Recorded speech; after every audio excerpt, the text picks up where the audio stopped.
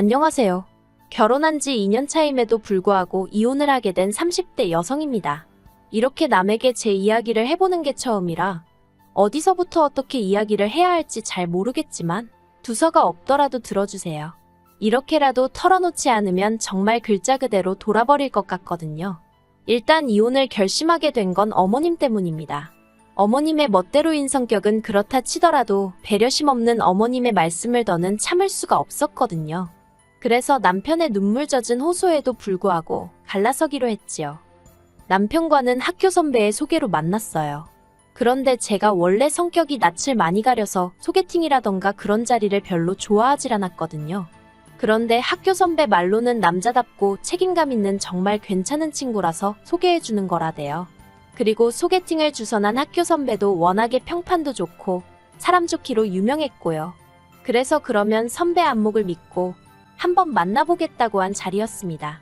그리고 만나서는 솔직히 소개팅이라는 게 서로 잘 보이려고 노력하는 자리잖아요. 저랑 남편도 별반 다르지 않았고요.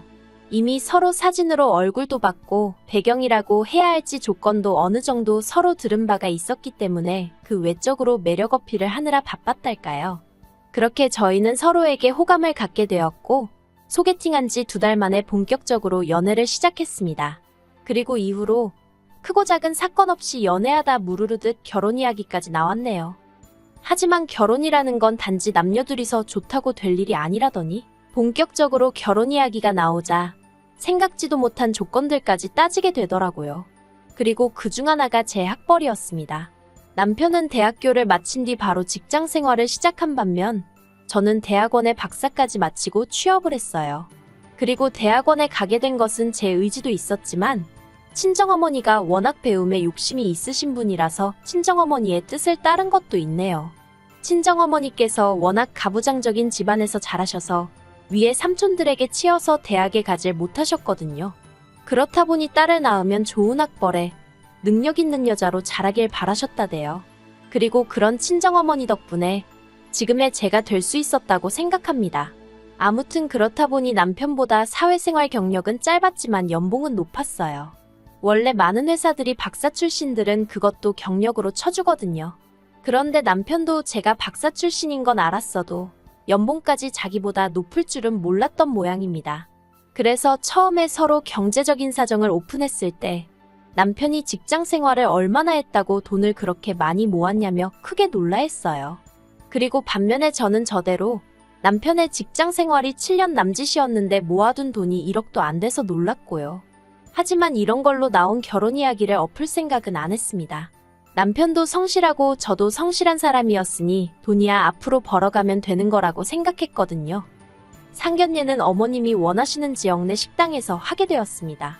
친정부모님께서 일방적으로 1시간 반을 이동하셔야 했지만 어머님은 차가 없으셨고 저희 부모님은 있으셔서 그러려니 하고 진행했어요. 그런데 어머님이 저희 친정부모님보다 늦게 오신 것도 부족해서 저희 부모님더러 늦어서 미안하다던가 오시느라 고생하셨다는 말 한마디를 안 하시더라고요. 그리고 예의를 중시하시는 친정어머니께서 이미 이때 어느 정도 기분이 상하신 눈치셨지요. 그런데 이후로 시작된 상견례 자리에서 어머님이 보여주신 태도는 이렇게 표현해도 될지 모르겠지만 정말로 가관이었습니다. 어머님께선 당신은 원래 성격이 솔직하고 당당하다며 당신이 하고 싶은 말이라면 상대의 기분은 생각지도 않고 전부 다 내뱉으셨으니까요. 그리고 그런 어머님의 화법은 제 학벌 이야기가 나오면서 정점을 찍었어요. 어머님께서 먼저 저를 보면서 한숨을 푹 내쉬고는 솔직히 걱정이네요 하고 말문을 여셨습니다. 그리고 그 모습을 보신 친정어머니가 뭐가 걱정이시냐고 대놓고 물으셨고요. 그러자 어머님께선 제가 마음에 안 드는 건 아니지만 그 쓸데없이 학교 다닌다고 허송세월을 보냈으니 이제 어느 세월에 살림을 가르치나 싶다고. 앞으로 저 가르칠 생각에 까마득하시다며 살림이란 게 원래 자꾸 해봐야 느는 거 아니겠냐. 그래서 당분간은 당신이 저를 옆에 끼고 가르칠 생각이라대요. 저는 저대로 금시초문이라 당황했는데 아니나 다를까 저희 친정부모님도 기함을 하셨습니다.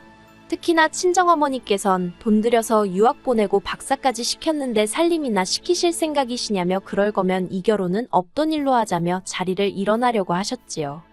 그리고 그제서야 남편이 나서서는 그런 의미가 아니셨을 거라며 절대로 제가 회사를 관둘 일은 없을 거라고 자기 어머님더러 왜 말씀을 그렇게 하시냐면서 서둘러 상황을 정리하긴 했는데 아무튼 그래서 시어머니랑 친정어머니는 그때부터 사이가 있는 대로 어긋나 버렸어요.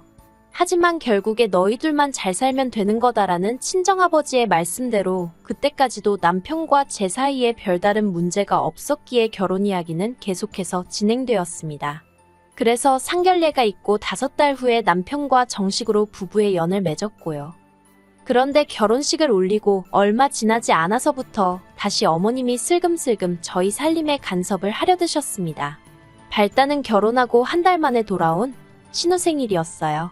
어머님께서 신우 생일이니까 다 같이 밥이나 먹자 하며 시댁으로 오라셨고 그래서 신우가 평소 좋아한다는 생크림 케이크에 작은 선물 하나 준비해서 시댁을 찾았지요. 그런데 막상 도착한 시댁에는 먹을 거라곤 하나도 준비되어 있지 않았고 어머님께서 저더러 같이 상을 차리자 하시는 거예요. 그래서 제가 일단 기본적인 건 돕기는 했는데 정작 신우는 방에서 뭘 하는지 나와보지도 않고 어머님께선 제가 하는 재료 손질이며 칼질이며 당신 성에 차질 않았는지 싫은 소리를 계속해서 늘어놓으셨습니다. 그리고 이후로도 이런 비슷한 일이 2-3번 더 반복되면서 저도 너무 짜증이 나더라고요. 오라니 안 갈 수도 없고 그래서 가보면 매번 저에게 이것저것 가르치려 하시는 게. 그런데 솔직히 말해서 저도 대학을 다니면서부턴 자취도 오래 했고 유학도 2년이나 했으니 기본적인 건 할 줄 알았거든요. 다만 저 하나만 챙기며 살면 되었기에 어머님 기대치에 미치지 못했을 뿐이지요. 그리고 까놓고 말해서 제가 전업주부도 아니고 남편보다 돈도 잘 버는 상황에서 왜 살림까지 도맡아야 하는지 도저히 납득할 수가 없었습니다. 특히 음식에 있어서는 둘 다 아침도 안 먹지. 점심은 회사에서 해결하지. 그러니 저녁 정도만 밑반찬에 메인 몇 가지 사다가 먹으면 충분한 상황이었거든요. 그런데 어머님은 자꾸 사다 먹으면 몸이 축난다며 그래도 해 먹어야 한다고 그러니 제가 배워야 한다고 고집을 피우셨고 그래서 틈만 나면 저를 시댁으로 불러들여 이것저것 가르치려 드셨지요. 하지만 남편과 마찬가지로 평일 내내 일하다 주말에 비로소 숨 좀 돌리는데 왜 매번 저한테만 자꾸 뭘 배워라 하시니 그것도 환장하겠더라고요. 그래서 결국 어머님께 앞으로도 계속 음식을 가르치시려고 부르실 거면 차라리 남편을 부르시라 했네요. 그 사람이 저보다 부엌 일도 잘하고 먹는 것도 좋아하니까 그 사람이 배우는 편이 훨씬 효율적일 거라고요. 그러자 어머님 얼굴이 울그락불그락. 그리고 물론 남편이 불려지는 일은 없었습니다. 하지만 겨우 어머님이 저한테 음식을 가르치려 드셨다고 제가 남편하고 이혼까지 생각한 것은 아니에요. 결정적으로 제 마음이 식어버리게 만든 건 올해 초 있었던 일 때문이에요. 올 봄 임신 사실을 확인하고 얼마 지나지 않아 계류유산으로 아이를 잃었습니다. 건너 이런 이야기를 들을 때면 그게 왜 애엄마 잘못이냐 생각했지만 막상 제 일이 되니 누가 뭐라건 간에 그저 제 잘못처럼 느껴지더라고요. 내가 도대체 무슨 실수를 해서 아이가 떠났을까 하는 자괴감도 상당했지요. 그렇다 보니 하루가 다르게 제 상태가 안 좋아졌어요. 솔직히 당시에 저는 잘 몰랐지만 주변 사람들이 보기에는 당장이라도 쓰러질 것 마냥 딱했다대요. 아무튼 그래서 결국 회사에 휴직을 내고 친정에서 요양을 하게 되었어요. 남편하고 상의 끝에 결정된 일이었고요. 그런데 이 사실을 알게 되신 어머님께서 영 마뜩찮아 하셨습니다. 대놓고 말씀은 안 하셨지만 무슨 대단한 일을 했다고 남편 두고 친정까지 가고 그러냐와 다름없는 이야기를 몇 번이나 하셨으니까요.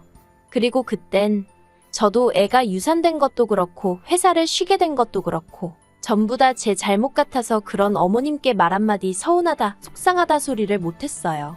그저 죄인마냥 그런 말도 안 되는 억지를 듣고만 있을 뿐이었지요.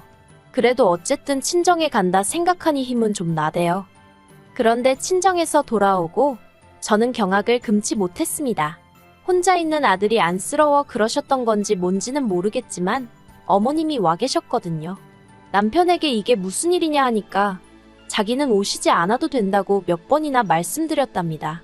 하지만 막무가내로 진보딸이 싸들고 온 양반을 자기가 무슨 수로 쫓아내냐면서 그래도 이제 제가 왔으니 어머님이 알아서 가실 거라고 며칠만 참아달라는 거예요. 그리고 저는 그때도 여전히 이 모든 상황의 근본적인 원인은 제가 아이를 잃어서라고 생각했기 때문에 상황을 이 지경으로 만든 남편이 야속했지만 일단은 알겠다고 할 수밖에 없더라고요. 하지만 이튿날 저는 큰 충격을 받아 어머님과는 더 이상 한 공간에 있을 수 없다는 판단을 내리게 되었습니다. 그리고 그건 단지 어머님이 냉장고에 있던 반찬들을 멋대로 합치시고 버리셔서가 아니었어요. 어머님이 마음대로 옷장 정리를 해준답시고 제 옷은 창고에 밀어넣으시고 여기서 얼마든지 머물다 가겠다는 듯 보란듯이 당신 옷을 옷장에 걸어놔서도 아니었고요. 그건 바로 제가 임신 사실을 확인하고 기뻐서 보관해두었던 임신 테스터기와 미리 준비해놓은 베넷 저고리를 어머님이 멋대로 처분해버리셨기 때문이었습니다. 처음엔 제가 둔 곳을 착각한 건가 싶어서 집안을 샅샅이 뒤졌거든요. 그런데 그런 저를 보고 어머님이 뭘 그렇게 찾냐 물으시대요. 그래서 혹시 제 물건에 손대셨냐고 애둘러 여쭤봤더니 잠깐 생각하시는 듯 하더니 아 그거 내가 버렸다 그러시는 겁니다. 그리고 순간 저도 모르게 큰 소리로 왜 제 물건에 마음대로 손을 대셨냐고 화를 냈어요. 그럴 수밖에 없었던 게 솔직히 아이도 떠났고 친정에서 마음을 달래고 왔긴 했지만 여전히 저는 그 아픔에서 벗어나지 못한 상황이었으니까요. 그리고 저는 다른 무엇보다도 그 두 가지는 오래오래 간직하려고 했고요. 그런데 어머님께선 단지 제가 큰 소리를 냈다는 그 사실 하나만 물고 늘어지시면서 어디 감히 시애미한테 목에 핏대를 세우느냐고 같이 소리를 지르시기 시작하셨습니다. 그리고 안 되겠다 싶어서 저는 친정부모님께 전화를 드렸어요. 제발 나 좀 다시 친정으로 데려가 달라고요. 그러자 어머님은 어머님대로 제 남편이 당신 아들이니 당신 편이라고 생각하셨는지 거기다 전화를 걸어서는 빨리 오라고 이 마누라가 나 잡는다고 나오지도 않는 곡소리를 내시는 게 아니겠어요. 아무튼 정신이 하나도 없었을 만큼 난리도 그런 난리가 없었습니다. 이윽고 저희 친정부모님이 도착하시기가 무섭게 남편까지 헐레벌떡 집 안으로 들어오대요. 그리고 얼마나 울었는지 제대로 나오지도 않는 목소리로 제가 남편더러 어머님이 내 물건에 손대신 거 아냐? 우리 애기 베넷 저고리 버리신 것도 아냐고 따졌습니다. 친정부모님도 어머님더러 아무리 자식이 사는 집이라지만 엄연히 남의 집인데 집주인이 자리 비웠다고 멋대로 오셔서는 이게 무슨 경우냐고 큰 소리를 내셨지요. 그러자 남편이 얼굴이 사색이 되어서는 저희 친정부모님더러 일단 죄송하다며 몇 번이나 고개를 숙이대요. 그러니 어머님은 어머님대로 네가 왜 사과를 하느냐고 언성을 높이셨습니다. 그리고는 하시는 말씀이 내가 아들집에 왜 못 오냐? 그리고 애 죽여놓고 뭐 잘했다고 유난이냐며 저에게 삿대질을 하시는 거예요. 저희 부모님한테도 딸 공부 많이 시켰다고 목에 힘 꽤나 주더니 애 하나도 제대로 못 낳는 거 어디다 써먹느냐고 사기 결혼이랍니다. 저는 정말이지. 제가 어머님에게 좋은 감정이 있던 것은 아니지만 그래도 그렇게 무식하고 경우 없으신 분인 줄은 몰랐거든요. 그래서 충격이 더 컸고요. 그래서 제가 친정으로 가겠다며 제대로 정리도 못한 짐을 다시 싸기 시작했습니다. 그런데 그때 친정아버지께서 네가 왜 친정으로 오느냐며 저희 남편더러 지금 당장 짐 싸서 어머님 모시고 나가라시대요. 엄연히 이 집이 내 명인데 왜 내 딸이 집을 비우느냐고 네가 나가라고요. 그러자 어머님께서 영문을 모르겠다는 듯 당황한 얼굴로 남편에게 이게 무슨 말이냐고 따지셨습니다. 알고 보니 어머님은 저희가 사는 집이 남편 명의로 되어 있는 줄 아셨던 모양이래요. 그리고 그 자리에서 남편이 말하기를 하도 어머님이 저를 밉게 보셔서 자기 딴에는 점수 좀 따겠다고 저희 친정아버지가 자기 앞으로 집을 해주셨다고 했었답니다.